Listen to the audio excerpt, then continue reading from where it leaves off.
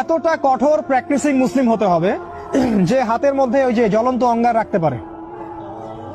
ঠিক আছে, মানে একজন একজন মেয়ে আমাদের ছাত্রী পরীক্ষা দিতে গেছে, তাকে যদি বলে যে এটা খোলো, না হলে পরীক্ষা দিতে দিব না, পরীক্ষার খাতা ছুড়ে দিয়ে চলে আসবে। This is Iman, this is ইমান।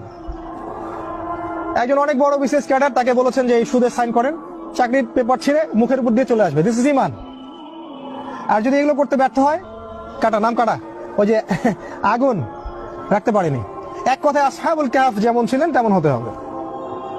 এখানে কোনো কম্প্রোমাইজ নাই, এক বিন্দু পরিমাণ ছাড় দেওয়া যাবে না। আপনি এক বিন্দু ছাড় দিবেন, আপনি 10 বিন্দু হারাবেন। একবার ছাড় দিবেন, কোনোদিন ধরতে পারবেন না, কোনোদিন না। এমন জব করতে হচ্ছে যেখানে হারাম আছে, জব ছেড়ে দিয়ে ব্যাংকিং জব, কালকেই রেজিগনেশন লেটার দিয়ে আসতে হবে, তাহলে এটা ইমানের পরিচয়, ইমানের পরিচয়। আদারওয়াইজ আপনি মায়ের সাথে জেনা করছেন। Be careful.